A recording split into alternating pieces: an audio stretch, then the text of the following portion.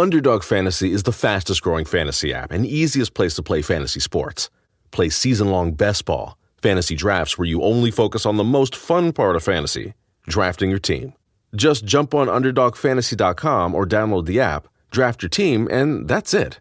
Underdog handles the rest for you. No waivers, trades, or setting your lineups each week. And if drafts aren't your thing, they also have a pick'em game where you can win 20 times your money in a single night. Use promo code RADIO, and Underdog will double your first deposit when you sign up with up to $100 in bonus cash. Deposit $100.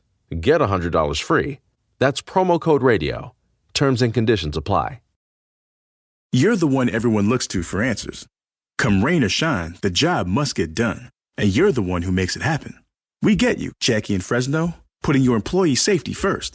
And Manny in Chattanooga, whose local Granger team knows him by name. We're here for you and all the ones who get it done. With 24/7 customer support and access to product specialists to help you find what you need. Call, clickgranger.com, or just stop by. Granger, for the ones who get it done. This podcast is a member of the Voices of Wrestling Podcasting Network. Visit voicesofwrestling.com to hear the rest of our great podcasts, as well as show reviews, columns, opinions, and updates across the world of wrestling.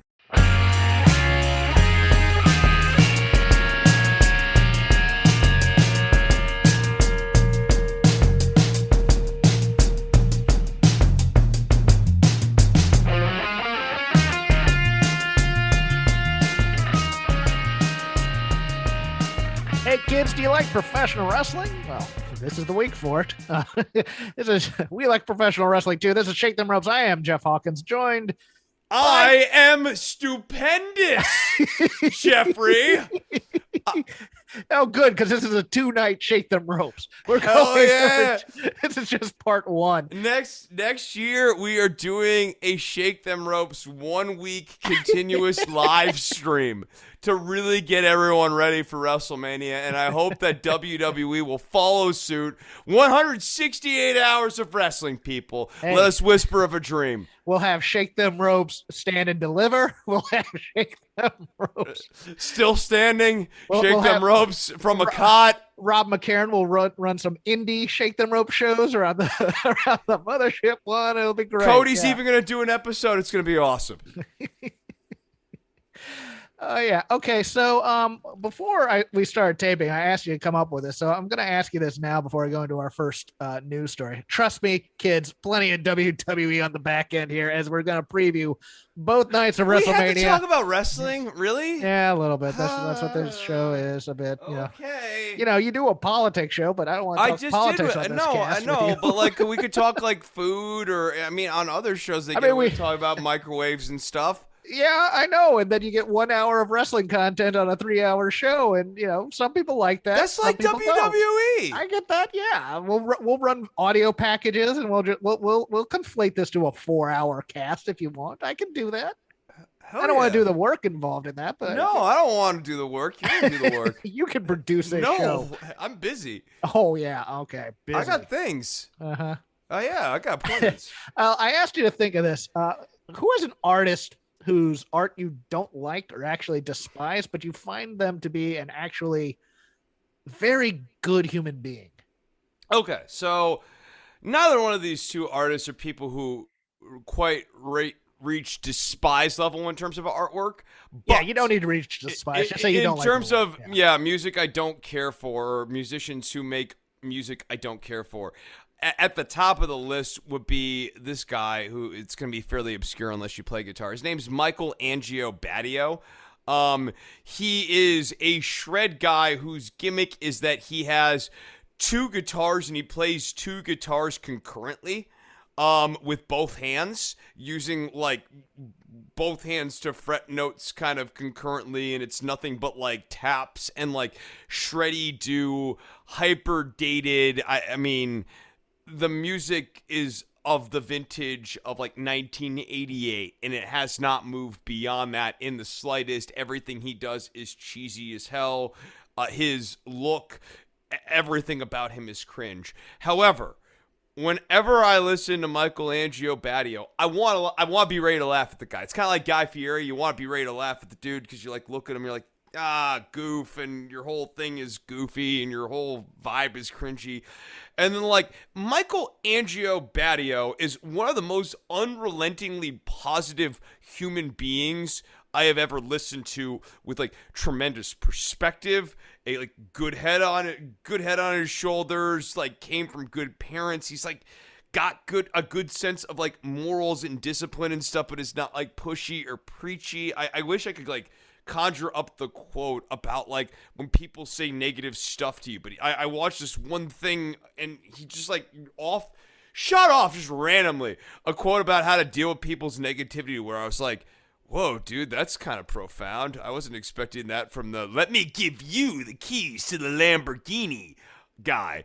But the guy's unrelentingly positive, and I think very highly of him. And the other person who's like this for me is Victor Wooten, who is a fantastic bassist, a World League bassist, just is seldom involved in a project that I'm remotely interested in, and while he's a tremendous bass player, that Victor Bella Fleck and the Flecktones. Bella Fleck and the Flecktones would be the one. Yeah, right. He's from my hometown. That's why I go, oh, I know who Victor Wooten is. He went to Denby High School in Newport. There's your guy. There's your guy. That's the one thing where and they've got a couple of good songs. The cold like beverages. Yeah. They got some cool ones. Outside of that, like Victor Wooten, not my thing. But like, dude, he's like, in terms of in my profession of teaching music, Victor Wooten, I should hope that other music teachers are of the same opinion, is like one of the great teachers currently living. The guy does free classes all the time. He teaches anyone and everyone who wants to learn. There are probably thousands of people walking this earth who can say honestly that they've had a chance to learn from Victor Wooten, and like that is unbelievable. I mean, what a tremendous gift! Like, what a tremendous legacy to leave on the world. He puts out great videos. He's just an unbelievably great teacher. And so, while you and I have talked about not really caring for the jam band stuff, I'll be fair. There is like mind it. No, right. And I want to be very clear here, Hawkins. There's like the Fish, Victor Wooten sort of jam band thing that I'm just not into. And then there's the Grateful Dead, which is actually war crimes. Capital W, capital C, should be in The Hague next to Putin. Thank you very much. Okay. Yeah, sorry, I got a little heated there. I'm fine. It's okay. Here to bring it back. Yeah. No, Victor Wooten, Michelangelo Baddio. No, yeah, it's funny because it's like Victor Wooten. I know that. Oh yeah, he's from Newport News. The reason I bring that up is because I'm about to name drop Jeff Foxworthy, and Jeff Foxworthy in the comedy community, full of scorn because comedians are bitter people who hate anybody having success of any kind, and also because he appealed to a Southern audience in some ways. I mean, but. I mean, I didn't mind his comedy. I didn't have as much of a visceral reaction as some people to his success, because I was like, hey, he's a guy who had a day job, found comedy, quit it, got hugely successful. I think a lot of the jokes about his wife have aged very poorly. I didn't even know he had. There were jokes about his wife. Yeah, he tends to kind of go into the my wife. Oh, his jokes. Okay, I thought you meant other people making jokes. About No. God, no. God, I should hope not. No, don't make jokes about people's wives. Have we learned nothing? Have we learned nothing? Your wife's name. Have we learned nothing in this last week, Hawkins? God help me. No. I think some of his material is. Linda McMahon, keep her wife's name. But no, I'm with you. I think most of his material is pretty innocuous, especially the. You might be a redneck. You might be a redneck jokes or self-deprecating, yes, fun, yeah, and that's what celebration of the self. Yeah, I think it's great. He's an absolute prince of a man. Absolute prince of a man. And the reason I bring him up is because a guy from my youth in wrestling, a man by the name of Rocky King, passed away this past week at the age of 64. Real name, William Bull Ware Jr. Now, those of you who are youngins won't know who this guy is unless you've gone on the Peacock or on the WWE Network, depending on where you live, and watched a lot of 605 or Mid-Atlantic Pro or Worldwide Wrestling from when I was growing up, mid 80s to about 1990. You won't know who Rocky King is, but Rocky King was an enhancement talent for Crockett and WCW. Very visually, you knew who Rocky King was.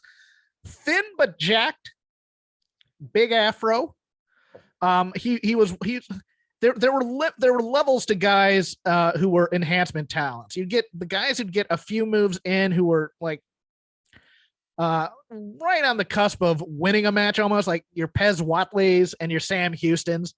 And then you'd have the next level. And this is what Rocky King was, like the Italian Stallion or Rocky King. And Rocky King would get one move and then just get killed. The Midnight Express loved working with him. The Horsemen loved him, but they'd also use him for racially insensitive comments at times to get heat. I will warn you on that if you decide to search out anything. There's especially when Junkyard Dog came into WCW, Rocky King was the guy, the catalyst to bringing him in, because he had been teamed with the dudes with attitudes, Sting and Paul Orndorff and El Gigante, and they were gonna get one over on the Horsemen, and Ole and Ric Flair start saying some we don't like your kind in wrestling type things here to get the racial heat there, as was kind of the custom in the late 80s, early 90s. And that's how Junkyard Dog came in to make the save and to get that going on. But in his days after wrestling, Rocky King's story is that he was a homeless guy in Atlanta who took up wrestling or wanted to be a wrestler. And he sometimes, I believe he actually spent nights at the Techwood Studios sometimes until he really got on his feet to doing that. But after that, he's like a guy who goes, hey man, I've been blessed. I got to do wrestling for 6 years. WCW eventually brought him back as a referee when the Sonny Ono minority lawsuit happened. They made him they basically hired him to try and say, hey, look, see, we're not racist here at WCW. We made Rocky King a referee. But very involved. I mean, he was like the Titus O'Neil of his day. Let's put it that way. I mean, very involved with the homeless community out there, because that's where he came from. Very involved with Habitat for Humanity, and also very involved with he'd use other promo or prelim guys and guys of moderate name to open a wrestling federation to do shows for charity that was family friendly and no cussing and no sex type of stuff, but not like the Ted DiBiase Christian wrestling stuff. It was just, hey, you can bring your families to this and do this. Well, Jeff Foxworthy, who's from the Atlanta area, picked up on this and was coming to shows and stuff like that. And he became a backer of this, and he became really good friends with Rocky King. And they were doing, up until even his death, they were doing charity golf tournaments. They're doing charity wrestling shows where Foxworthy actually got in the ring a couple times for them. I mean, just a really good guy. Now, in terms of wrestling, look, he was never gonna be a star. The most he ever got pushed was that angle that I said with Ole and Ric Flair to bring in Junkyard Dog, but also he did get a heel turn and a heel run in WCW. And I will say that this is also racially insensitive in some ways. So if you seek this out, parental discretion is advised. He was teamed with the Fabulous Freebirds, who were at the time Jimmy Garvin and Michael Hayes, as Little Richard Marley. And yes, there are scenes of him dressed in Confederate gear with Confederate things painted on him. Did not last too long. He was eventually turned on by the Freebirds to go back to being a babyface prelim guy because, people wanted to cheer him. Midnight Express, again, loved working with him because he could sell like $1 million for him. He always looked like he died every time they did that to him. But yeah, a guy from my youth that I just wanted to give some attention to and some love to, because it was making me feel a little bit nostalgic going into this Mania thing. Rest in peace, Rocky King. Rest in peace, Rocky King. You don't have any. You don't have any. I don't have any experience. I mean, I might have actually seen some of those matches when he was a WCW replacement referee. It's funny. We don't talk about it a lot, but like I was like a WCW kid, so I watched. I mean, we talk about a fair amount, but like not like in super depth. But I was like watching pretty much everything except the Sunday show, which I didn't always catch, but I still sometimes would watch. Like I really like WCW. This was right after. Okay, the Horsemen had kicked out Sting out of the group. And Sting went off on his rehab stuff. And they eventually turned the Horsemen back heel after the J-Tex feud. And they were looking for him to feud with other guys. So then Sting came back.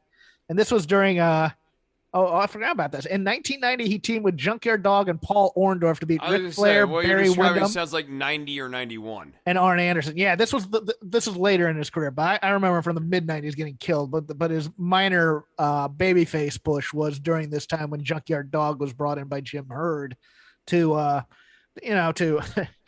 they're just signing anybody they could from WWF at this point, pretty much. But would never light the world on fire, but did a ton of charity work in the Atlanta area. And that's why I think I wanted to gain some attention from that. But if you go back and you watch a lot of these worldwides and a lot of these 605s, Rocky King is right in there, and people love Rocky King. And then Rocky King just gets killed. And he's one of those guys you put up there with the Mulkeys and George South and those guys on your if you're in the Carolina to Atlanta territory on your Mount Rushmore of enhancement fellas. So yeah, that very important to me. Kind of important and from WCW fandom things. Rick and Scott Steiner officially announced for the WWE Hall of Fame. They'll be going in tonight after SmackDown during the Hall of Fame. During the Hall of Fame after SmackDown, they'll be doing the Hall of Fame inductions. With Vader and Undertaker and whatnot. Pretty late night for the kids to have to then wake up and do Stand and Deliver. But the Steiners are interesting because I felt like they never fit in the WWF. No, I don't feel like their style ever really made sense for the way WWF like to present tag teams. I mean, even back in that era, WWF didn't present tag teams as like prestige acts. Like Midnight Express couldn't be the Midnight Express in WWF. And look at the Legion of Doom. I mean, it was right. They had a puppet with them and then Sonny. So right, and even the early successes of the Legion of Doom in WWF really have to do with the fact that they were an already established act, right? So, yeah. It just that said, like 88, 89, 90, 91. Oh, dude, the Steiners in WCW later stage NWA, fantastic. Although you have to take into account Scott is green and very green, and they don't care about. It was one of those times where you had big men doing bad things to each other, and you expected things to go wrong. And you didn't cry about it. That's how it's always explained. It's like, hey, Scott may hurt you. Scott may accidentally punch you in the face. You punch him right back. Well, this is a great era because like Vader is also often in these tag team matches with the Steiners. So if you ever find a Vader in somebody else versus the Steiners tag team match, Scott and Vader are always fun when they have encounters with one another. Let's put it that way. Of course, Scott getting a little bit more fame during the Monday Night Wars era, Big Papa Pump, et cetera, et cetera. Rick was kind of put off to the side, which I always found a shame because I always liked Rick Steiner. Gotta be honest with you. Even in the UWF when he was teaming with Mad Dog Buzz Sawyer before he hooked up with Sting. The top rope off the shoulders bulldog is just like one of the great moves. It's a great finisher. It looked awesome. And the early Hurricanrana that Scott Steiner would do, where not only was he doing that, it was the poison Rana, basically, where he'd be spiking the dude's head into the mat, and you'd be worried if the guy broke his neck. But yeah, go out. It's called the Frankensteiner, Jeff. Thank you, Chris. Jim Ross. Also, in terms of commerce this week, WWE and Fanatics signing a deal where Fanatics will be doing merchandise, including e-commerce, and also physical, digital, and NFT trading cards. Now, if you've never heard of Fanatics.com, they're pretty much the ones who have now taken over all of the official league merchandise stores from the leagues, including the NFL and the NBA. And college. I'm wearing some Fanatics stuff right now. I'm not exactly a fan of theirs, but they are the one-stop shop for all your league stuff. I think this is an interesting move by WWE because now they don't have that kind of, I mean, they'll be sending them the ideas and the merch and things like that, but really WWE Shop, they got the pros now doing WWE Shop. And look, I'm not a fan of NFTs at all. I think they're a gimmick. I think they're a scam, but they are the new carny thing for people to make money with. So, much like Ethereum and Bitcoin, it's now NFTs are like the hot thing. They're worse. I mean, it's like if everyone was rolling out their own cryptocurrency. It's like when they were doing like Dogecoin. For those who don't know what NFTs are, they're basically you own a JPEG and you own the license to it. And you can sell the license to it, but it's yours and nobody else should be using it. Otherwise, you can claim like copyright stuff. That's pretty much what it is. Oh, and good luck trying to take that to court. Yeah, exactly. You own a thing that doesn't necessarily have a whole lot of use value. So, yeah. I mean, look, it's fine. I think WWE just needs to stop making T-shirts that remind me of the Big Dog clothing line. Oh, the Vince McMahon shirts that came out this week? Oh, my God. They're so bad. There's nothing you want more than kids wearing shirts saying they're an asshole. My favorite thing is how shit is censored, but asshole isn't. It like earmuffs, parents. I'm sorry, I didn't warn you. You're gonna cuss real quick, but yeah, the random lines that McMahon chooses to pick here with his T-shirts.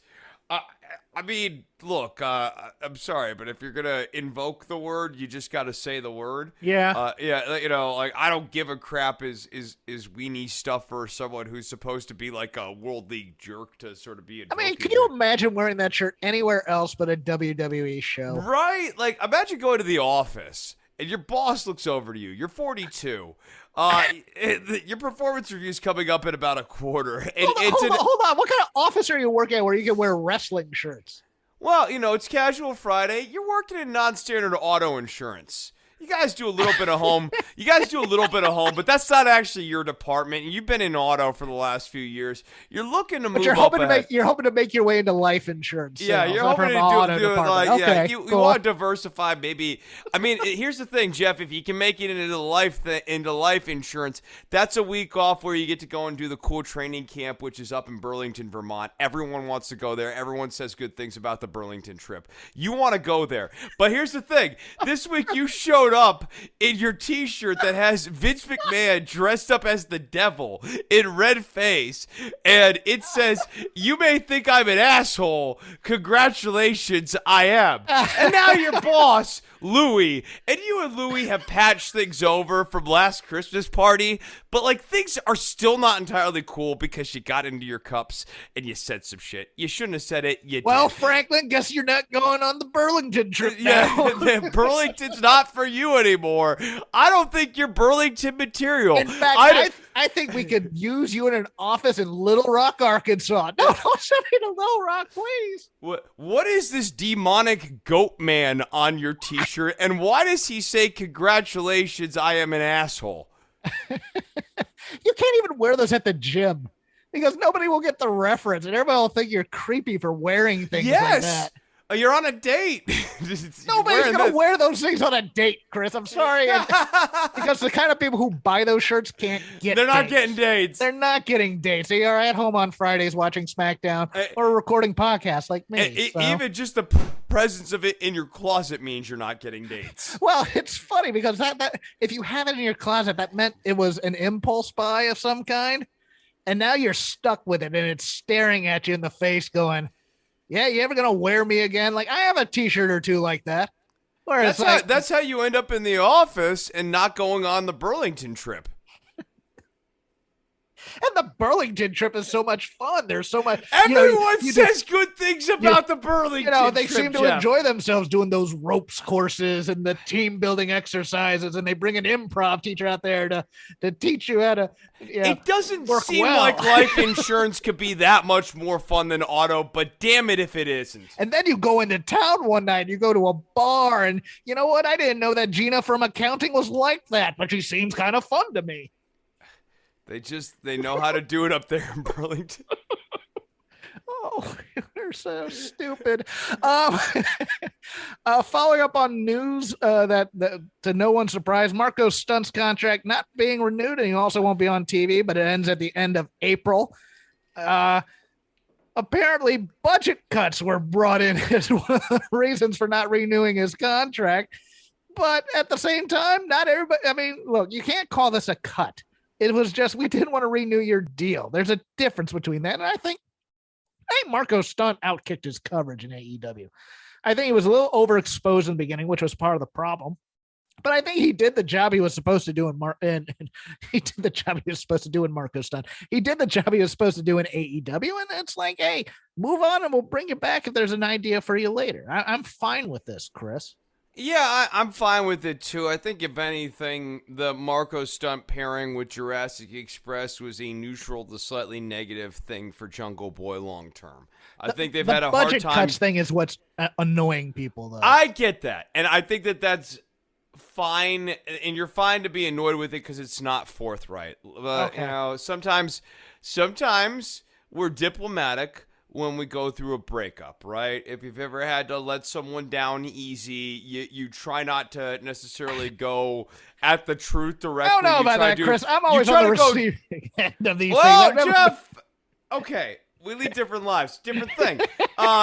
Point being, you try to go truth adjacent, and it's because you care about the other person's feelings, and in this case, you don't want to, like, with Marco Stunt, you don't want to be like, look, I mean, you know, he's kind of a mixed bag when it comes to what can you really do with Marco Stunt. We probably paid him too much. Like, you don't want to actually say the truth with Marco Stunt. So what you go is, we're letting him go because of budgetary reasons or whatever, rather than going, we're not renewing his contract because we don't necessarily think that he delivered in the first contract. We think we probably overpaid him the first time out. That's probably closer to the truth. They're not saying that. You can call that cowardice. I get that, but that's probably the truth. My breakups either involve me getting humiliated in front of all my friends with someone yelling, I don't even like you, kind of things, or eloping to Vegas, you know, with someone you didn't know they were seeing. Look, this diplomatic thing you're talking about, because I really want a part of that. I don't know. I mean, look, I had to refine this thing. I had to refine this thing over time. I mean, when it goes the other way, it's always just like pouring acid and scorching my earth on the way out the door. So, I sort of refined. Do they do those things on the Burlington trip? Because I just no, on the Burlington trip, all of the babes are fantastic. No one scorches your earth like that, Jeff. Like, Burlington, it's a totally different scene up there, man. They have insurance groupies in Burlington. Oh yeah, God. Yeah. Oh yeah. Like they're interested in men who are in life insurance because they understand how that works. They understand a solid investment when they see it. And I'm not just talking about the insurance. I'm talking about you, Jeff. Oh, thank you. Hey, baby, you like QA testers? A little bit of ratings news. Sorry, let's get it under control, Hawkins. AEW Dynamite, 979,000 viewers, 0.38 in the demo. That's 492,000. WWE NXT, 626, 0.14 for 189,000. Again, they have almost a 2-to-1 ratio of people not in the demo watching the show. Old people love them some NXT, and it's frightening to me. Raw for the go home for Mania, 1.979 thousand viewers, almost 2 million. 0.55 in the demo, 721,000. And then on Friday, SmackDown, 2,180,000 viewers for SmackDown on Fox, and then Rampage, 425,000 viewers. Yeah, any thoughts on that, Chris? That Raw number's real interesting. I mean, like, that 1.9 feels like the all hands on deck for WWE fans, and 1.9 is pretty respectable. That was a lot of people tuning in to see what was going to go on for Mania this weekend, the biggest weekend of the year. Blah blah blah. Here's where I think it bites them in the ass: is that I think that they need to be getting these numbers going into when it's ticket sales season, so that people are actually intrigued and see this. Because okay, you watched here. That's cool. Maybe you're interested in Mania. You ain't going to buy tickets to Dallas now. interesting because I'm going to bring up the Mania tickets. I have it here in the news, but I was going to save it for the Lazy River. But let us begin the Lazy River of wrestling criticism. Anything we saw or whatever, it's going to be on here. We'll get to a little AEW in a second, but it's from the Wrestling Observer. At press time, the first night of WrestleMania has 58,240 tickets out, with about 5,500 comps out of that and just under 53,000 paid. I believe both nights are set up for 65,506. Night 2 is 57,364 tickets out. Also 5,500 comps, and the paid number just under 52,000. I think they're doing better than I thought they would, Chris. I gotta be honest with you. I think for some reason people decide, hey, we're gonna get out of the house and go to WrestleMania this year. Look, it's not sold out. I'm not, of course, WWE is going to announce it. And you got to remember, Jeff, when they did Dallas, they had over 500,000 people in American Airlines Stadium on that day. I remember when they announced that. Yeah, they nearly half a million. My favorite was the Tampa Mania, where they counted ushers and ticket takers as part of paid attendance. No, but that being said, I think they tried to claim upwards of 100,000 for the Dallas 2016 yes, they did. show. I believe you're correct on that. So, I mean, that is what I'm sort of ribbing on here. Okay, like you're getting quote unquote 100,000 again over 2 nights, and it's largely going to be the same people. Now, also keeping in mind, I believe they did a buy one get one or 2 for 1. That's exactly my point. Yeah. So then, is this really that impressive then, Jeff? Because it's like that was 100,000 ish, about 4 or 5 years ago. Now 6 years ago. Now I'm getting old, and now we're talking about 50,000 paid, and that's what they're conceding. They're saying it's only 5,500 paper, and we know it could be more.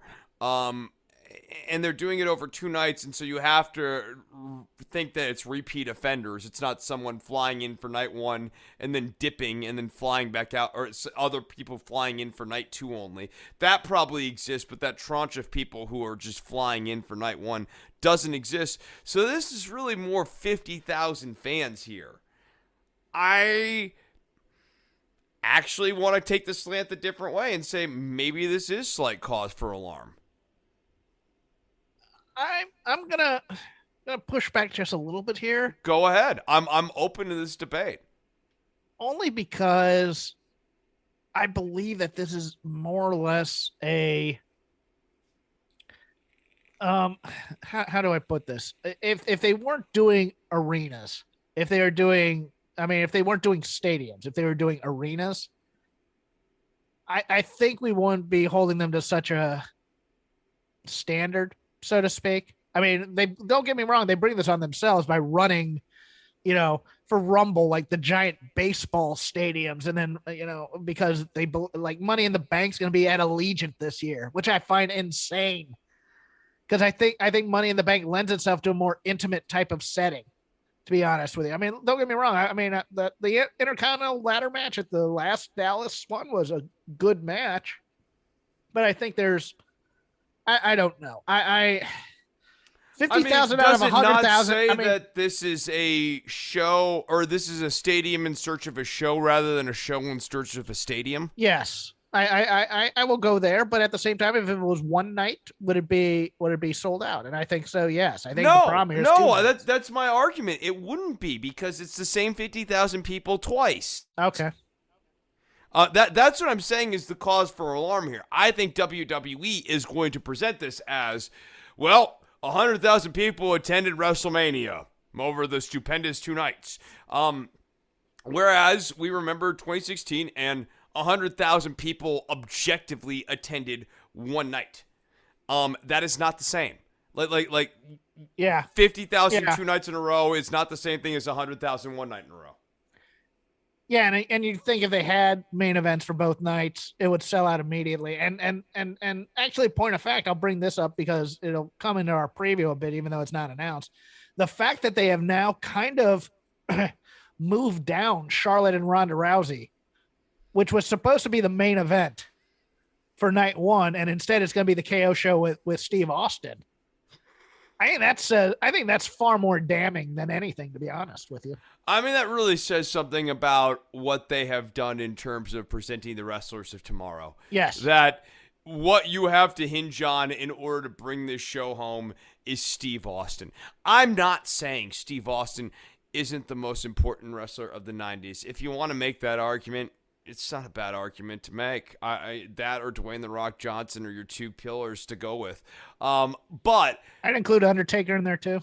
Undertaker, formerly at least. No, No? I wouldn't. No, because the Undertaker didn't have catchphrase breakthrough the same way Steve Austin and Dwayne "The Rock" Johnson did. And really, if you're just talking about that, like, Austin really kind of broke through the membrane, but then, like, SmackDown Hotel, Rudy Poo, Candy Ass, lay the SmackDown. Pie. Dwayne, yeah, the pie. I mean, like, Dwayne Johnson really broke through late 90s culture in a serious way. Point being, I get having Steve Austin's big return being something as high as even the sub-main event. I would argue that a really strongly booked show would have it at, like, third from the top, and it would be like, it would be the C item in a great card. However, having it as the A item is an immediate conceit that we don't have people for tomorrow for you to care about. And God, that is the problem with WWE right now. I don't care about Braun Breaker, and I don't care about any of the main people that they're trying to push right now. Not Drew McIntyre, not Seth Rollins. There ain't a young person that I want to see get up there and have that big WrestleMania moment. And on night 2, it's not any better because it's Reigns and Lesnar, the two guys who, I like Reigns' heel run. It's not bad. But is he a young guy? No. And it's for a unification that they're just going to undo, probably. Yeah, I don't buy the stakes either. And the other thing is, the babyface. I'm not like. We've talked about the problems with Lesnar, but, like, the biggest thing is that you don't actually think Lesnar's going to be here for the next 12 months.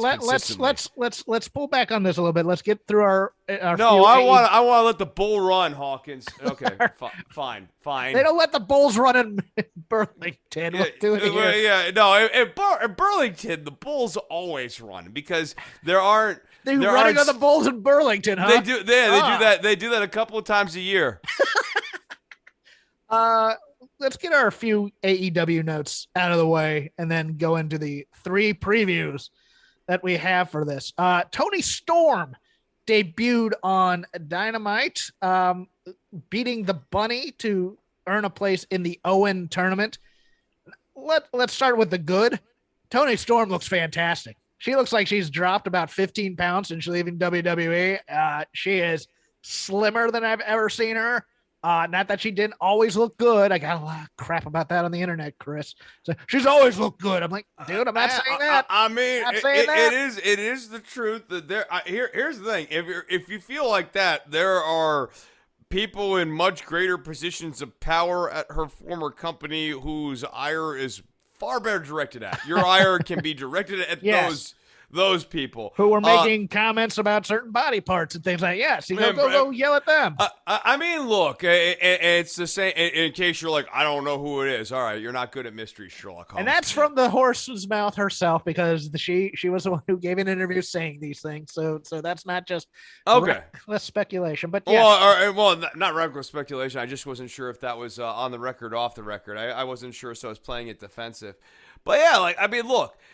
WWE has been subject to the what is attractive, what is not attractive rules of one 76-year-old man for the better part of 2 decades now. And let me interject here real quick, because there were writers that some of us may know who were dying to write stories for Toni Storm. They loved Toni Storm. When Toni Storm debuted on AEW, perhaps they were a little upset by this, but yes, no, there were people in this company who wanted to push Toni Storm to the moon, and the old man wouldn't let him.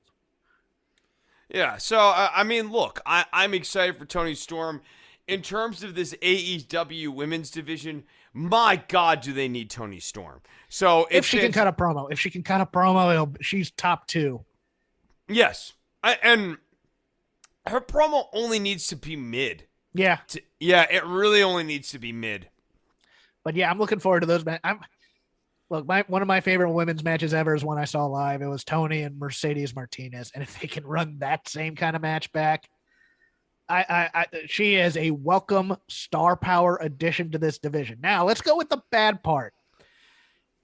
Look, when you have this kind of debut, you're never gonna top the opening pop. Why does the bunny need any offense in this match whatsoever? And if you don't want to beat the bunny and murder death her, get a local competitor who can get Maddie Renkowski back in and let Tony Storm look.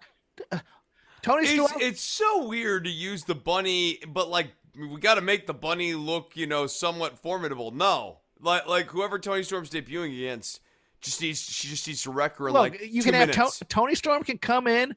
Be cheering to the crowd on the turnbuckle or whatever. Someone can hit her from behind. There's the heat there. Tony Storm comes back, hits her finisher, 1, 2, 3, and that pop that she just got from the debut surprise continues on. She looks like a badass. She looks like a star. And then we can go into whatever build you want to do next week.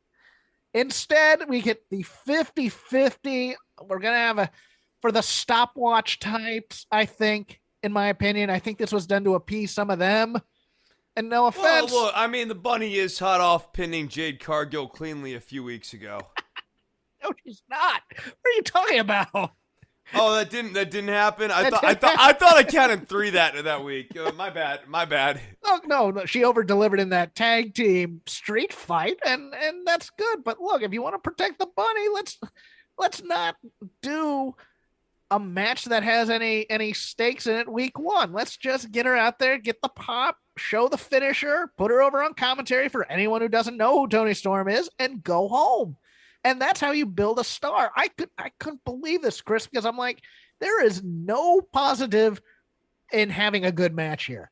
I'm sorry. I know that it's utterly pointless because everyone who knows Tony Storm knows Tony Storm. Yes. And the people who don't know Tony Storm, one, I don't know how many of them are watching AEW. Like that percentage of the pie is 10%. I agree. But number two, they'll find out next week. Yes, it's like part 2. If you don't know who Tony Storm is, you want to see if it's worth investing time in. And the way you do that is you have them go over huge first week and listen to the crowd and go, okay, these people like her and she seems like a star. I'm going to be more interested in her. Instead, we got this match and it wasn't bad, but it was just like, by the time it was done, it's like, okay, this is like the Ruby Soho. The bunny thing. is fine. The bunny is fine. She's totally fine. There's nothing wrong with the bunny. But like, we know what the bunny is. The bunny is what she is, and that's fine. But does a match or the problem with the bunny too is I'm not really sure what a match or a feud with the bunny at this point does. Based on her presentation, nothing to do with her work. I like the bunny. She's a good week 2 opponent. Yeah, that's basically what she is at this point. It's kind of it's basically where or week 3. You can have like a 3-week program here where she hits you with the knuckles and gets DQ'd, and then you get the pin the next week. That's fine. Do that, but just come on, man. Let's. I mean, it's the same. Look. We have this week, we have Keith Lee versus Hobbs, and Keith Lee and Swerve Strickland are now over on Rampage, where they're getting 400,000 viewers a week. That's 200,000 less, by the way, than NXT 2.0. I get that it's on Friday night. I get that it's difficult, but we're being told that they're big stars, and I'm just and the big problem too, especially with the booking patterns of the head booker over there at AEW, is that there are people who are on Dynamite and there are people on Rampage, and like in the booker's mind, Rampage and Dynamite are equal real estate. Yes. And in reality, Rampage is underneath NXT in terms of viewership. So in terms of exposure, they are not equal in the slightest. In reality, what you need to be doing is building up people on Dynamite to then port over to Rampage to carry it. Right. That's what you should be doing. The CM Punk template. Yes. Yes. When you saw what numbers Punk did, obviously you can't have CM Punk debut every week. But this idea of, frankly, like Punk and Danielson should be the anchors of Rampage, because I think you could probably pop 100,000 viewers with just those two guys alone. I think so too. I think you're correct on that. I do a show at post Dynamite called the Dynamite Show over on Fight Game Media. I had a fill-in host this week by the name of Mike Gilbert, and he was of the opinion that you belt Tony Storm with the women's title right away. I would do it with the TBS title. And I was thinking that too. That was my comeback. Was why not just the TBS title? But we had some developments in there because number 30 for 30-0 is Marina Shafir, who is getting a push on AEW Dark. She got a video package on Dynamite, although it was a little aborted, to be honest with you. Does Marina Shafir take the title off of Jade? And that might be, the way to then port over to Tony eventually. But I should hope so, based on Jade's reaction of like hubris and not taking it seriously. Like, in my opinion, the best thing for Jade at this point is to have her streak sort of obliterated and for her to have to do a rebuild, sort of realizing it's not always going to come easy and that she needs to take opponents seriously. Yeah. Like when she even breaks getting rid of streak, Sterling in some way, maybe just going that route. And sort of moving into Jade 2.0, because I mean the other thing is that like this Jade character is sort of, it is what it's been. It's not going to be more than it is. Sterling, I mean, it'd be interesting if she blames Sterling because Sterling's the one who was trying to give her caution on this. Yeah. So, but like, yeah, I think that this should be where she loses the title and the catalyst for her rebuilding herself, in part because I don't think Shafir's being presented as a baby face. No. And so if you're presenting her as a heel, then it's really important that in this heel versus heel match, this new heel comes to town and kicks the ass of the old heel. And Shafir is exactly the kind of opponent. Well, I think she's just being a badass. I don't know if they know babyface or heel yet, but Shafir needs to be in a program with Layla Hirsch sooner than later, because that's the kind of people that they need to be fighting each other with. The only other note I had on AEW, because I don't want to go through everything on here because we have 3 shows to still preview, but how are you feeling about FTR's babyface promos? I think they're an extremely interesting potential babyface team. I enjoyed this. Look, the Gun Club are the Gun Club. Yes. The Ass Boys are the Ass Boys. The match itself was fine. Don't get me wrong. I liked the match. The finish, I watched the match twice just because I wanted to watch something while I was making coffee the other day. And I really enjoyed the finish to the match more on the second viewing. Like, there was just a lot of different beats. They were all actually executed pretty well. And FTR's baby faces are really interesting because Cash is a great baby face. He's got swagger. I liked the weird shoving away of MJF post-match. Like, this is for us, not the Pinnacle type thing. That's I thought Dax did a really nice job too when the crowd started to react to them, where you could see the eyes go a little bit wild and scan the crowd a little bit and start hearing the thrall of the fans or whatever. Like, dude, these guys get the classic 80s mannerisms and it's a hoot. Yeah, no, I like them. Hey gang, Jeff here to tell you about our new sponsor, Melon. As you probably know through my numerous mistakes here, I am competent enough with audio and video software when it comes to podcasting to be dangerous, but Melon's here for everyone, whether you stream live or record productions and upload later. Melon allows you to make high-quality professional live streams in just under 15 seconds. You can stream to Facebook, YouTube, Twitch, Twitter, all at the same time, and it allows you to stream independently to any platform or invite guests to your show in just one click. It's easy to get started on Melon. You can go live in 5 clicks in full 1080p HD with unlimited customization of overlays, backgrounds, brand colors, any kind of graphics you have. And it's a simple setup because you have nothing to install. It's all there in the browser. If you've previously been prone to internet problems like me during the broadcast, and if you've been listening for any number of years, you know I am. Melon records locally, which gives you a raw recording regardless of your internet connection. After the show, you get a separate video and audio track in full HD. And if you have a problem for any reason, customer service is there with real live human beings there to help you with every step. Oh, and you know what? If you want to take on, shake them ropes, make your own territory, whatever, if you want to try and make money with your shows, you can monetize, and Melon doesn't take a cut. It goes directly into your account. Go to melonapp.com/STR. That's MELONAPP.com/STR to get started for free today.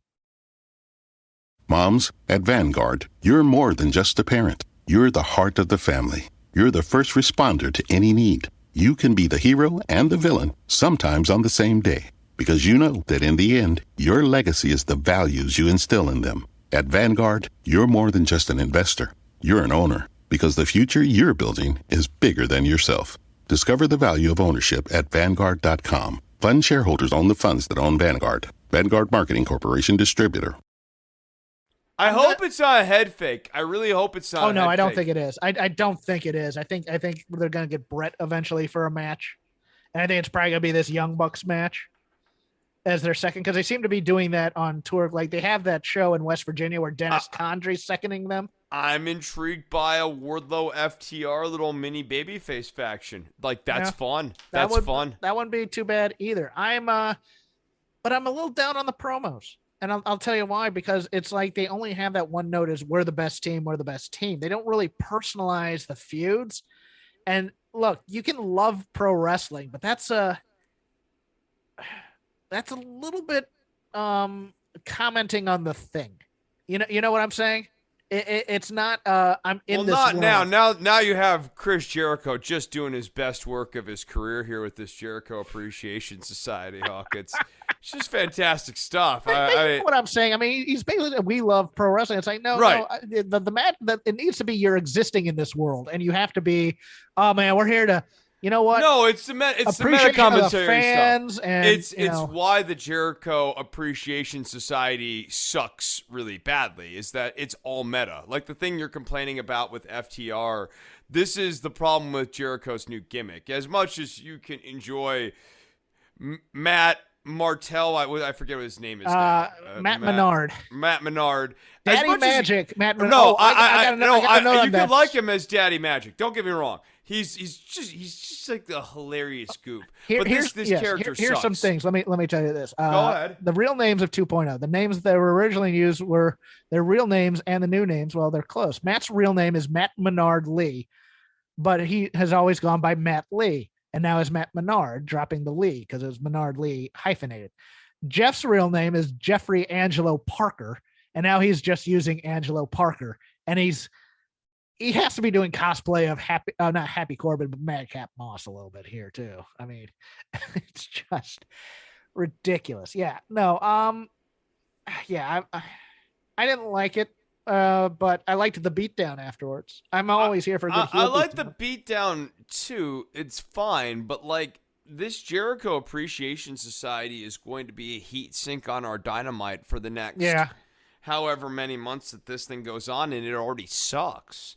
And so that's sort of my problem with it. Is that like outside of Danielson and Punk on this show, there was not a lot to write home about.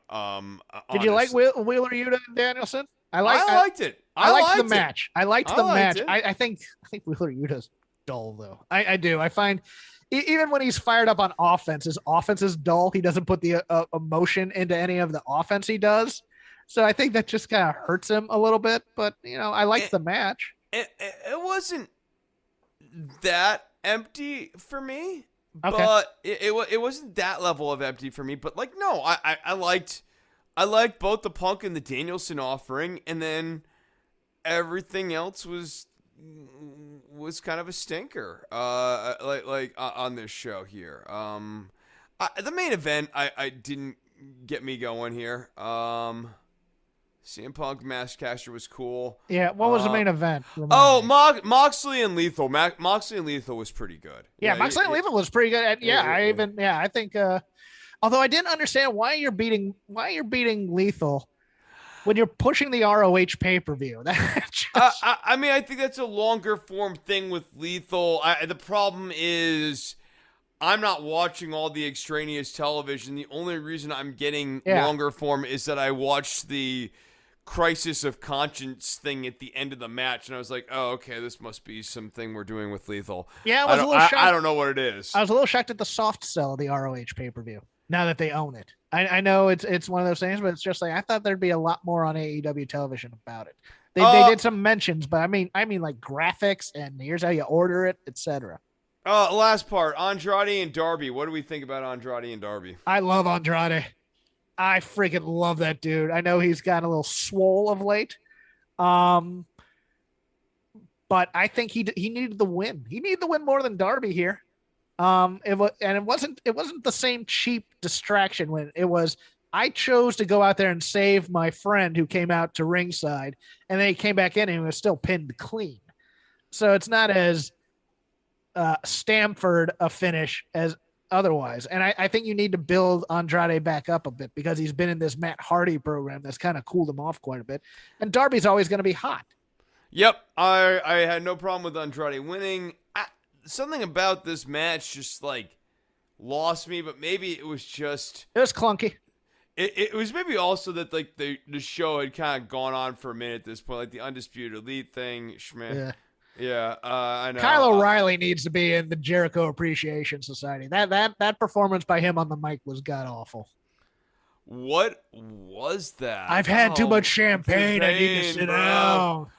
This is like if you asked a guy who had never even been around weed to the point where they didn't know what it smelled like to do an impression of having smoked weed, and they were like, "Oh my God, I am going crazy right now. I just smoked weed." Like they you know who does that? The IT guy at Burlington. When he comes on these trips, he acts like, "Oh man, I brought this weed. We can hang out." Here's the thing. That guy. Yeah, no, but that guy's a cut up on the stand-up team. Like when they do the little stand-up thing in the group exercises or whatever. That guy, he's such a card. Okay. He does. He really does. He's got a great impression of various presidents. That's all I got for AEW. Are we ready to go into these three shows this weekend? Let's go into these three shows. This is the big weekend for WWE. Although tonight I am stoked for Briscoe's FTR. I am, dude. And Tully's on the show too. Tully's introducing his new guy. Probably going to be Brian Cage. I gotta take the good with the bad. Although I'd love for it to be Cesaro. I think it's going to be Brian Cage. But Briscoe's FTR, I am stoked as hell for, Chris. But after that tonight, we get into the sports entertainment section of our weekend, starting with NXT Edward James Olmos, a.k.a. Stand and Deliver. 7 matches on this show. 7 as opposed to the usual 5. Starting off with LA Knight versus Gunther in a singles match. Is there any way that LA Knight gets the victory here and doesn't get the crap chopped out of his chest? I hope not.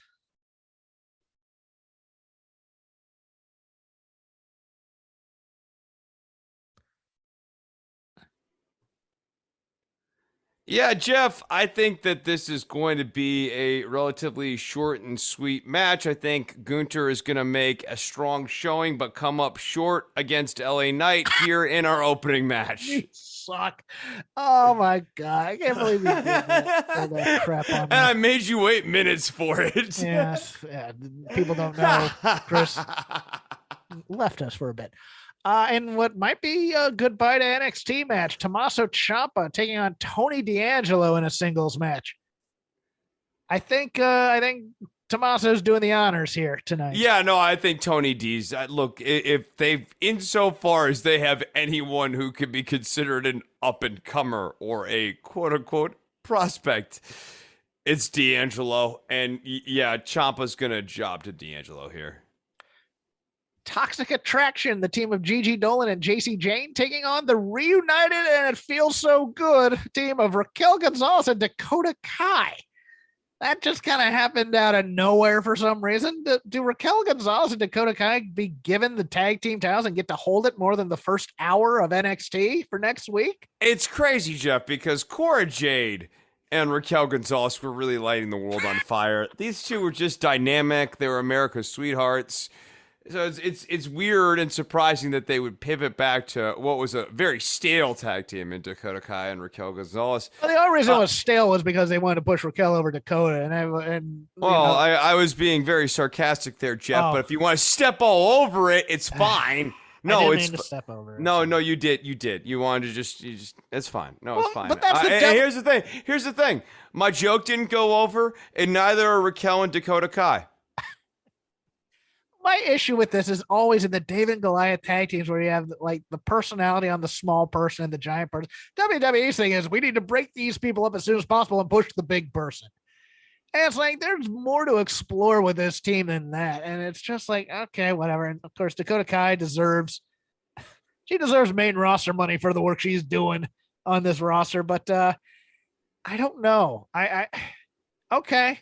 I can see that. I guess maybe Raquel's on her way to the main roster, so this is her goodbye match in NXT. I can see that. I will agree with you and change my mind and say Toxic Attraction retains here. On the men's side of the tag team thing, a match that might steal the show. Imperium, Fabian Eichner, and Marcel Bartel versus the Creed brothers, Brutus and Julius, with the great and awesome Malcolm Bivens versus the annoying MSK of Nash Carter and Wes Lee in a triple threat tag match for the NXT tag team titles. Imperium are your champs going in. Are they your champs coming out?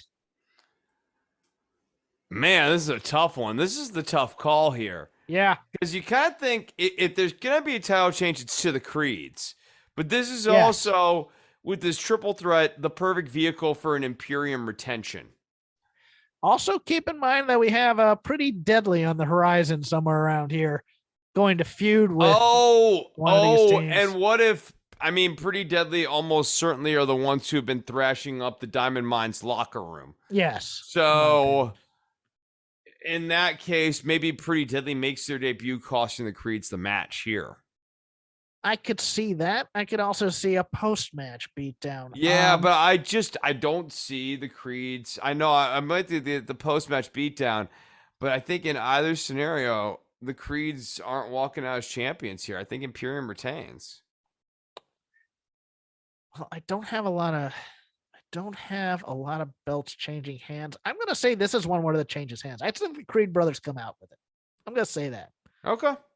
I think their instinct is to belt earlier than later. Now that they say, "Oh, we want stars on the main roster at 25, not 35." Okay, we'll see how that goes for you. But and I think there's a chance Imperium gets the call on a Monday or Friday. New toy syndrome for old Vince. So we'll see about that. I look forward to them being renamed Fritz and what is another good German name? Heinrich. Well, wait, Fabian's Italian, so it'll be like Mario. No, it'll still be Heinrich. Vince will still think the guy's German. Fatal five-way ladder match for the NXT North American Championship. Carmella Hayes taking on all comers with Trick Williams versus Santos Escobar, Solo Sikoa, Grayson Waller, and Cameron Grimes. It's gonna be a train wreck, but it's gonna be a hell of a fun train wreck, I think. I think Carmella Hayes retains. This does feel like a Mello doesn't miss sort of scenario, but I could also see, which is like so contra to who Carmelo Anthony is in real life. It's been a hard time getting my brain around that catchphrase. But I also could see Grayson Waller sucking this one out. Yeah. That's the only guy I was looking at going, you know what? He's been doing all that work and he's been getting over as a heel. I want to change my vote. I think Grayson Waller comes out with the title here. Yeah, I'm kind of like, my gut just says Grayson Waller somehow finds a way to suck this one out. I feel like Legado del Fantasma get involved at some point, as they've done in the past in ladder matches, to be thwarted probably by Trick Williams and some other people. We'll see about that. But I'm going to go with Grayson Waller taking this title. Then, I forgot about the women's match here. Fatal 4-way, because the Dusty Classic meant nothing. Mandy Rose defending against Cora Jade, Io Shirai, and Kaylee Ray. Cora Jade getting the Bailey, I was always a fan, writing letters to myself type of video thing on social media and elsewhere. Io Shirai and Kaylee Ray are out kicking their coverage and doing yeoman's work here as the steady veterans in the crew? And were they added here just to give a little depth so that Cora Jade could win this title, Chris? That's my question. That's kind of where I'm at. Like, we all know that Mandy Rose can't actually carry a long-form 20-minute match.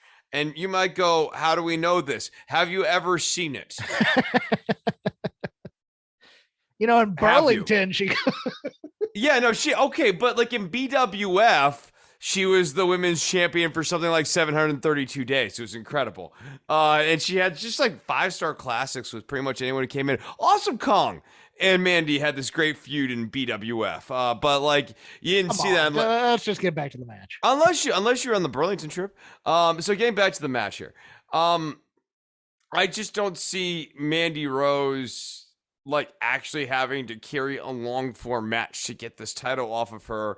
I see them wanting to off-ramp her kind of cleanly, and that's where Shirai and Kaylee Ray are. Like, neither one of them are real candidates to win the title. Neither one of them are real hot. And this whole Dusty Classic thing just serves, like, they feel like buffer, right? And either you're putting the belt on Cora Jade or you're never going to put the belt on Cora Jade. I'm going to go with they're putting the belt on Cora Jade at some point. I am leaning towards that as well. Here. Yeah, I'm leaning towards that as well. I don't think Mandy and Toxic Attraction are going to the main roster because they really like this pseudo porn NXT 2.0 thing that they're doing. I mean, you got everybody making out with one another. and you could have Mandy losing the title, and so long as Gigi and the other one still have the title, then Toxic Attraction's still relevant. Yeah, they can do a Freebird thing with them. I think they're going to experiment here with Cora Jade as a champion. I don't think she's going to be too long for the championship, but I think she's getting a run here, and I think it starts here.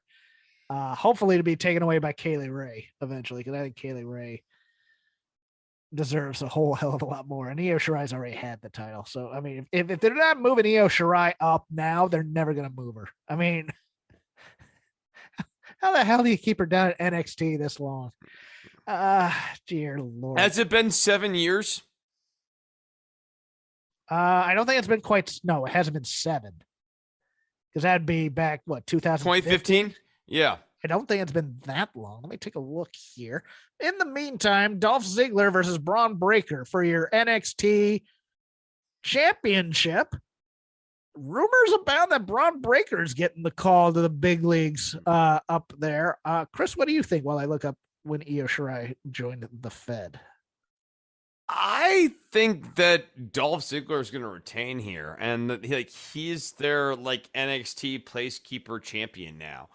And Breaker's going to come up short, but it's going to be through controversies or whatever. Ziggler's not going to go over Breaker clean or anything like that, but I think Ziggler is going to retain. She debuted August 8th, 2018. 18. Okay. There you go. Yeah. Only 4 years down there in NXT. Well, look, I mean, there's a lot of ins, a lot of outs. Got a lot to learn about being on the main roster. Got to find that hard cam. Got to find I was going to let you make the joke this Thank week. you.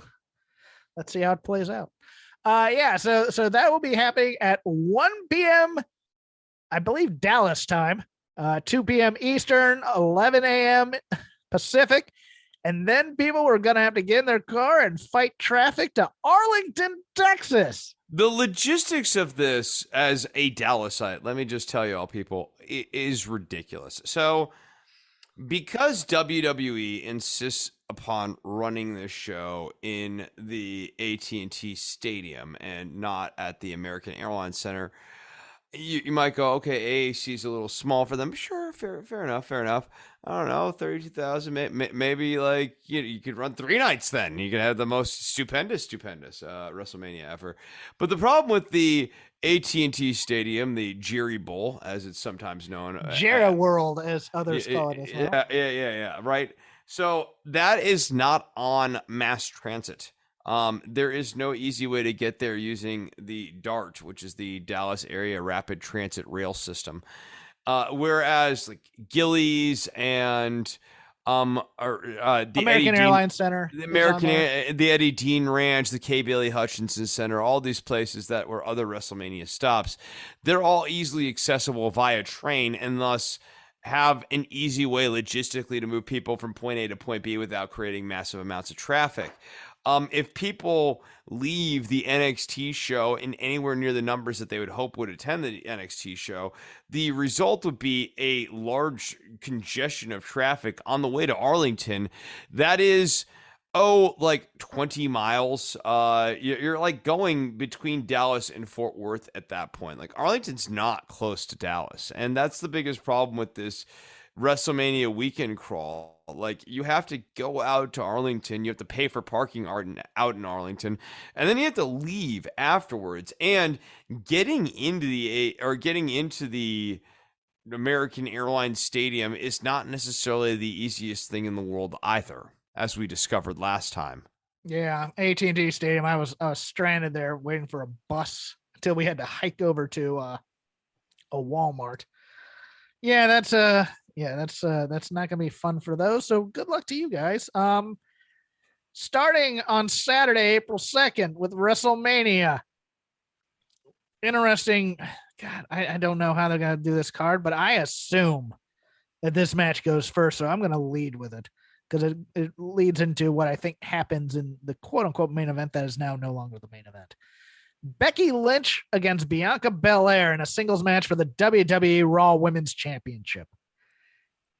Chris, my concern here, given the angle on Monday with the hair cutting, given our current climate, given the thing about black women's hair and the Jada Pinkett alopecia thing. Yeah, there's a great documentary directed by Chris Rock all about it. You can watch it.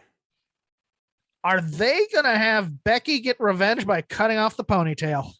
Because I think that would be the most tone-deaf thing this company has ever done.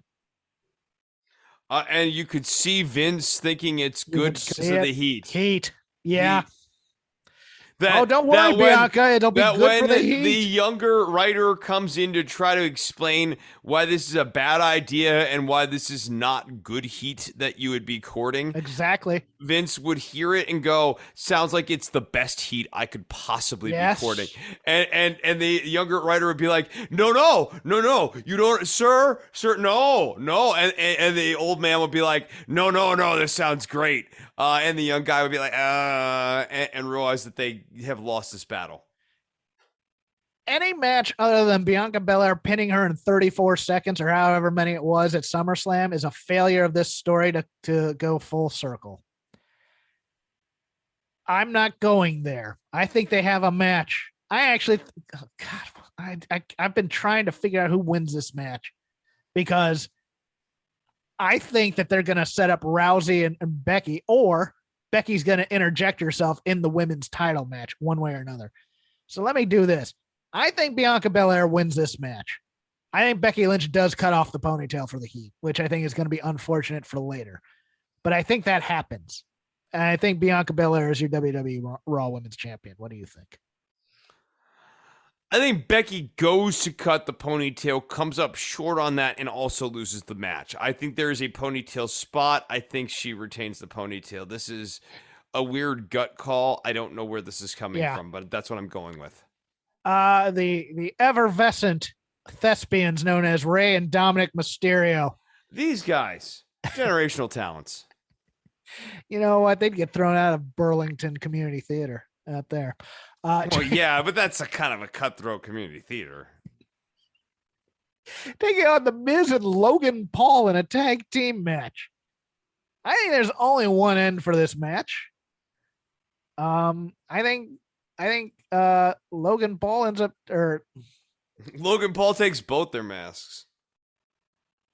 See, the mask thing's interesting. I think Logan Paul turns babyface at some point after losing. That team loses. I think the Mysterios win here. I don't think they get. Yeah. And the Miz gets pinned, and Logan turns on Miz because the whole original Miz plan yells at Logan. Right. The whole original plan for this program was that like Logan Paul was kind of supposed to be a babyface, and he got booed right out the gate to the surprise of I think a lot of people in the company, and so they kind of went into this. But I think Paul wants this to ultimately be a positive thing for him, so he's going to want to end this where he's a babyface and he gets to hit Miz with like a punch or something like that. So yeah, I think they lose, and Paul gets his quote unquote heat back. And gets a big babyface pop. I think that Drew McIntyre against Happy Corbin in a feud that's felt like it's gone on for 12 months. Madcap Moss, secret funny, will be seconding Happy Corbin. There's no way they let Corbin get this win, is there? No. I mean, look, if this is Madcap Moss, I'd say it's any man's game, but not Happy Corbin. The Usos representing the Bloodline. Your SmackDown Tag Team Champs. Keep it together. Taking on Shinsuke Nakamura and Rick Boogs. How does it go for the Bloodline? Ooh, this is interesting because this could be a feel-good moment. You could totally see Boogs and Nakamura winning this. Celebrating with Pat McAfee? Yeah. You could see this. Yeah, I'm gonna Boogs and Nakamura win this. I'm gonna Boogs and Nakamura win this too. I do. I think they win this because I think a lot of the story coming out here will be. Well, I don't know that. I'll try to figure that out for the Roman. Actually, I have not figured out who wins between Roman and Brock. So we'll get to that on night 2. New Day minus Big E. Also minus him being called King Woods anymore. He is now back to Xavier Woods and Kofi Kingston taking Sheamus and Ridge Holland with Butch because God forbid we put Butch in this match as opposed to Ridge Holland being the second. But yeah, this feud, Butch getting a WrestleMania pay-per-view and trade for his dignity. But New Day versus Team UK. Who you got here? I think it's pretty clear that the New Day is going over. Yeah, fan moment here. In what has been an intriguing kind of 2 weeks of discourse, but I think intriguing by design because I think Dave Meltzer is kind of lying here, but I'll be honest with you. Seth friggin' Rollins against to be announced. Mr. McMahon will announce Rollins' opponent on the night of the event. Big question here, Chris. Is it Cody? And how do you think this goes? I think whoever Seth Rollins is facing, he's losing to.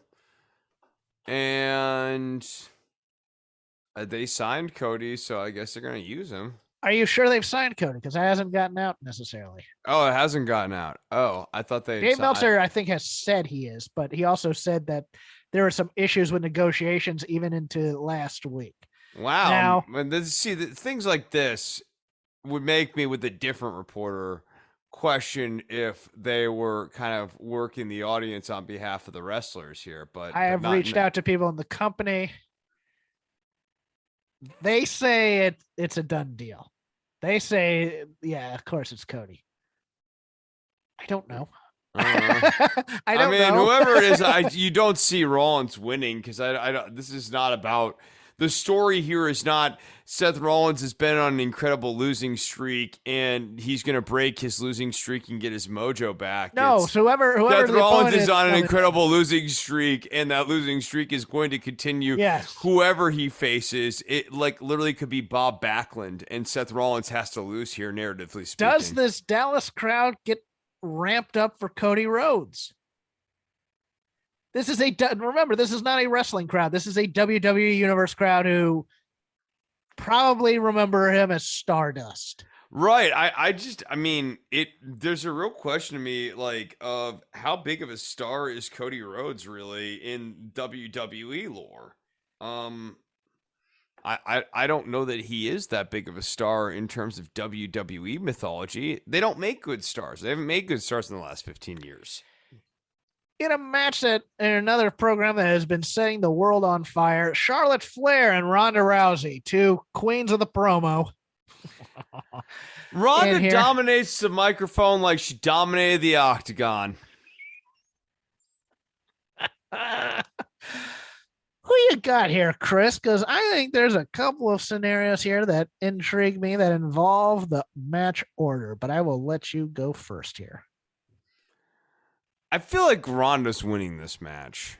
I don't feel super strong about this, but I don't see her like losing. Like when I go through the pretenses of like what would be or the pretext for her losing to Charlotte. Schmozzy loss feels weird. And then like obviously she's not going to tap. And I don't see her getting pinned. I see her not being willing to come back to get pinned to Charlotte Flair. So I think Ronda's got to win this match. I am intrigued by Becky Lynch here. Because again, she's miscast as a heel. So I had two scenarios in my head. One is she comes out and puts herself in the match after a loss. The other is she comes out as the title holder on Raw and challenges Ronda Rousey for next year's WrestleMania. Those are my two options right now that I'm thinking if they do this at all. I have talked myself now out of Becky interjecting herself in this match. I do think Ronda wins this. I think there's a very good possibility Becky Lynch wins against Bianca Belair and comes out and holds up her title and Ronda holds up her title. And then we don't get a title switch for the next year for either of them. I think that's a very distinct possibility, Chris. I could see that.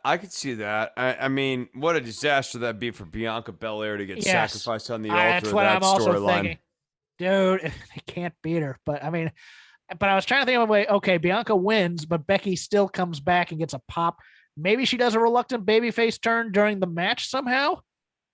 I don't know, but I think I originally thought night one was going to end with Becky and Ronda staring each other down, or with Becky Lynch with both belts being Becky 2 belts again.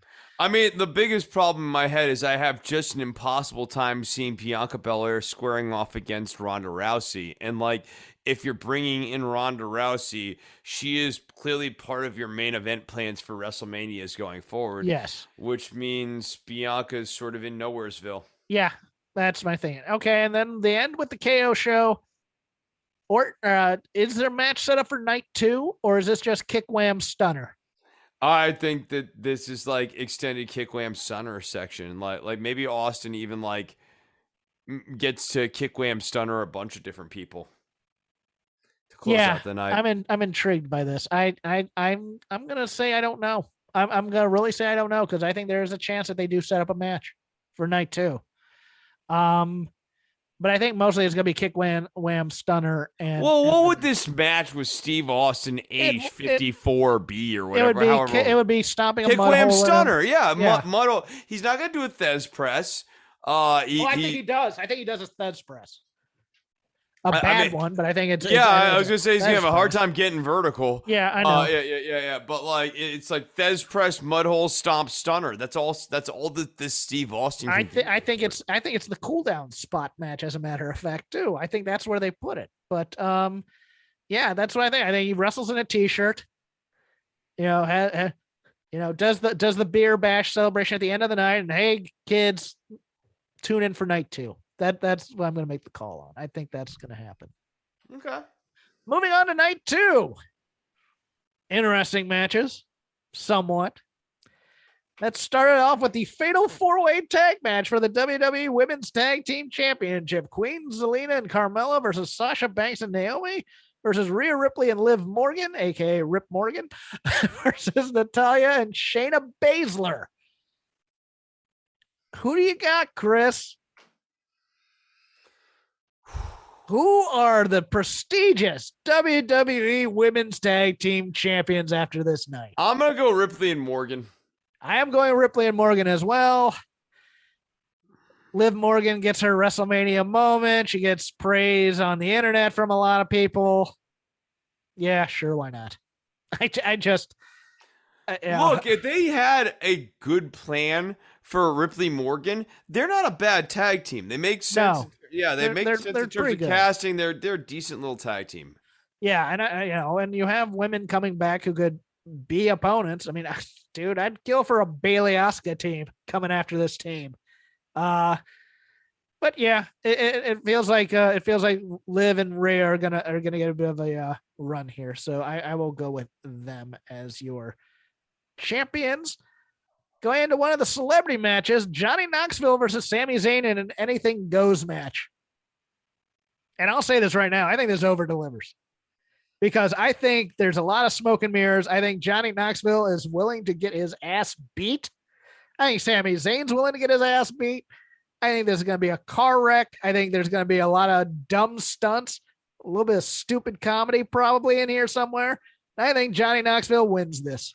I'm going to go the opposite direction. I'm going to say Knoxville is so game that he's even willing to take the L to Sami Zayn on this one. I'm good with that too. I'm with you on all your other diagnosis, but I almost think like Knoxville's got so much respect for this that he's going to be like, dude, I don't need to win this match. As a matter of fact, I'm going to backtrack and say you're right because I think we have another celebrity match in here, and I think they get the win. So, yeah, this could be fun.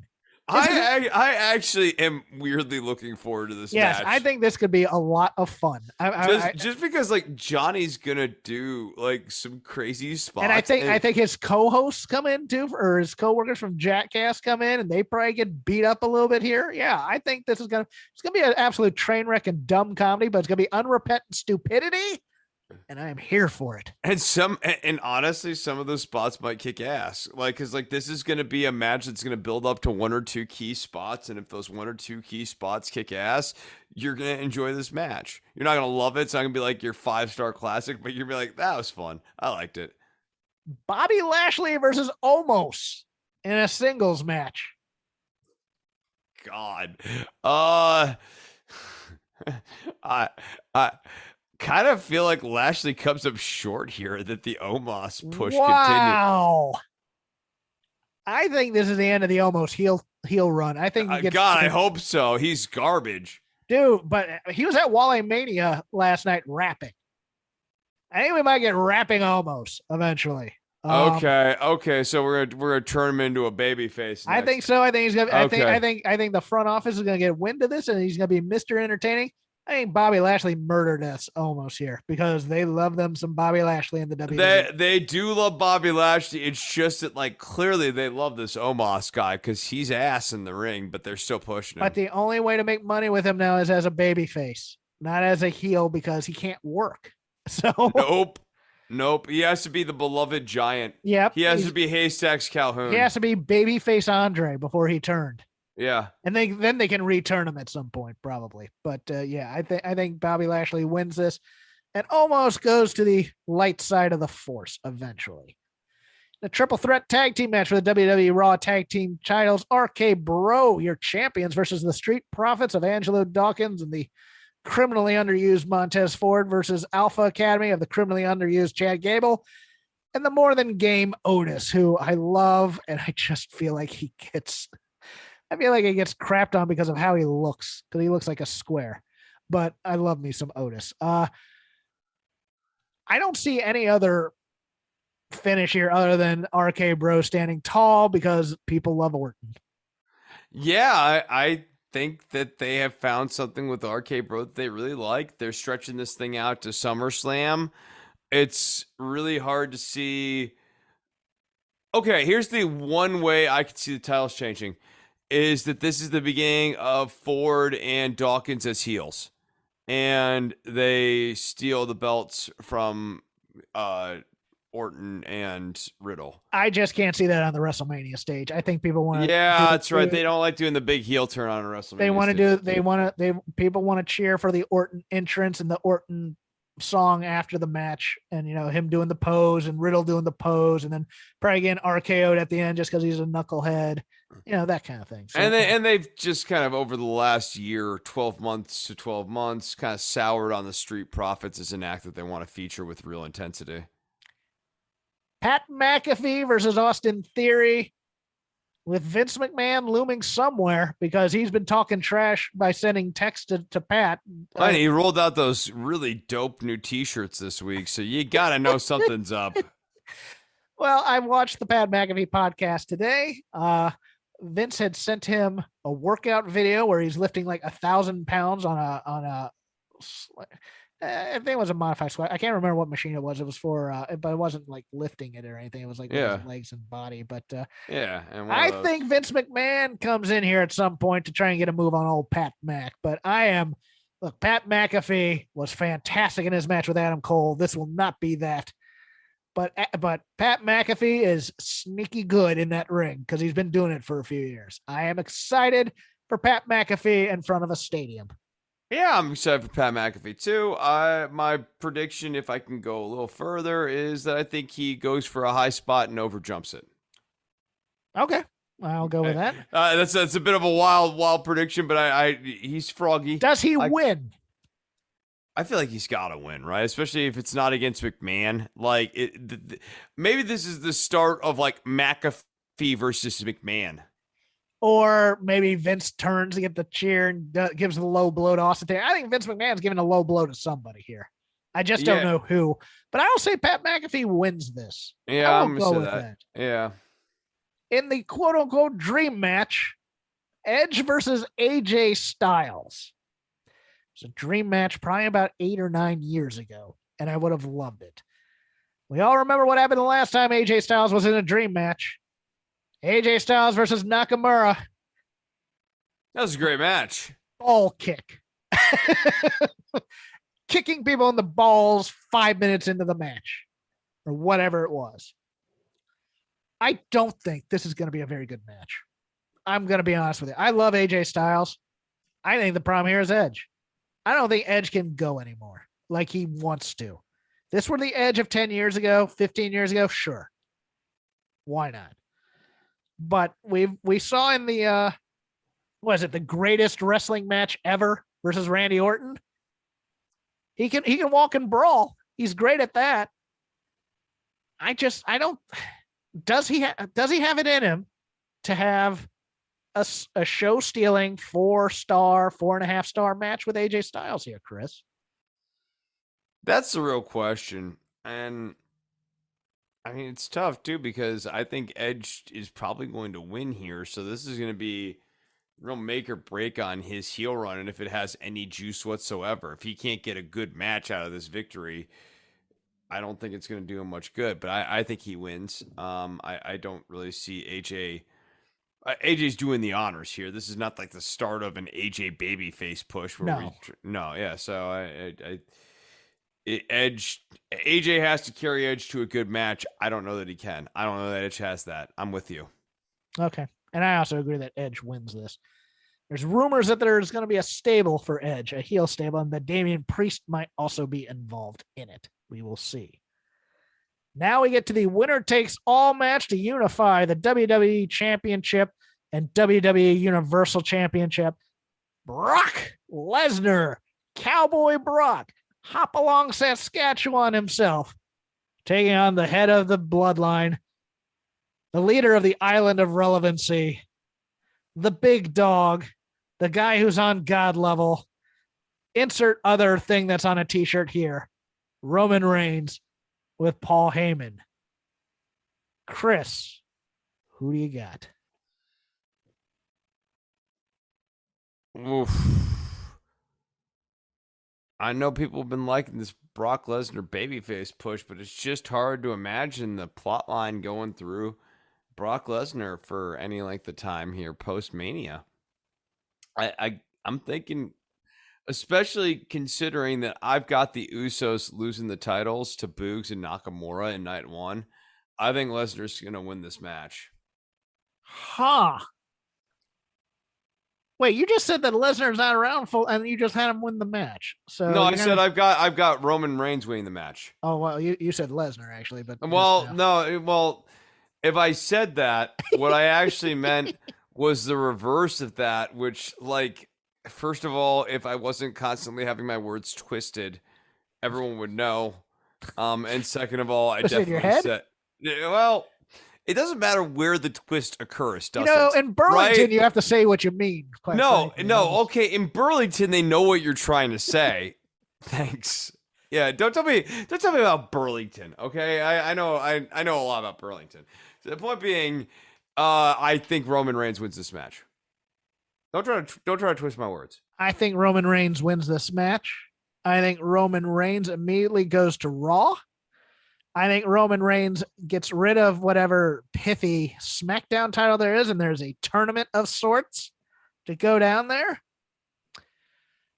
I agree with you. I think Roman Reigns takes this. I think this is kind of the last hurrah, so to speak. I mean, this is the last time you're going to have a guy on Brock's level, I think, to fight a Roman Reigns, unless you just run it back next year, which would be silly. Which they probably will. They probably will, or it'll be Cena Reigns, because they aren't making stars. But yeah, I'm gonna go with you. I think Roman, and then we get these same promos about being relevant on Raw and acknowledge me. So I think the bloodline story continues, but I think there's now going to be some heat between Reigns and the Usos and how the Usos failed him, et cetera, et cetera. Yeah. Maybe we finally complete the circuit on the crisis of confidence Jey Uso and Jimmy storyline. No, never. That's never going to happen. That story was forgotten about a year and a half ago. I think it's done. But yes, enjoy. They have a history for long-term storytelling, Hawkins. Don't just write that off so easily. Canny can tell you how it plays out. Yeah, and Canny can't wait to see it. Enjoy the wrestling this weekend, kids. I will be on Fightful for the WrestleMania post shows, at least one of them. They haven't told me my schedule, quite frankly. They haven't told me who's hosting, because I guess Sean Ross Sapp is on tomorrow night, I believe, or tonight. It's tonight, I believe.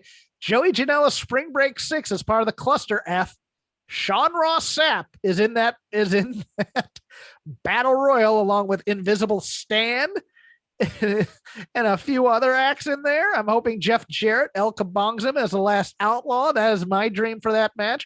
I'm looking forward to FTR Briscoes and seeing who Tully brings out.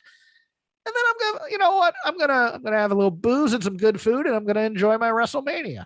So, what have you. You can follow me at Crap Game. You can follow the show at Shake Them Ropes. You can follow Chris at DWATG. We are part of the Voices of Wrestling Podcasting Network. You can also listen to me over at Fight Game on Wednesdays, doing the Dynamite show. We record usually right after Dynamite. Hot Takes with myself and one Paul Ace Fontaine, who is at Mania with his daughter with muscular dystrophy, I believe she has, and she is the belle of the ball at the WWE Hotel, getting pics with everybody. They will be the guests of Becky Lynch at WrestleMania. They're having a fun time. Chris does a podcast called Don't Worry About the Government. He's going to tell you about that right now. Don't Worry About the Government can be found on iTunes, Stitcher, and Spotify. If you want to support the show, that's what I would like you to do. $1 a show is all I ask. You can go to patreon.com/DWATG and you can subscribe. $1 show is all I ask. We're on iTunes, we're on Stitcher, we're on Spotify, Twitter accounts at DWATG. And if you want guitar lessons from the music teacher to the stars, you can hit me up, Chris Novembrino. I'm on Gmail. You can do that. In Burlington, even. In Burlington. At Vanguard, this is more than just a retirement plan. This is your cappuccino date in Italy, the beach house with the matching bicycles. It's your rental car down memory lane, and weekends reuniting with friends from over the years. This is the future you imagined, and Vanguard is here to help you build it. Because at Vanguard, you're more than just an investor. You're an owner. Discover the value of ownership at Vanguard.com. Fund shareholders own the funds that own Vanguard. Vanguard Marketing Corporation, distributor. If you send money to your loved ones internationally, do it with the Western Union app.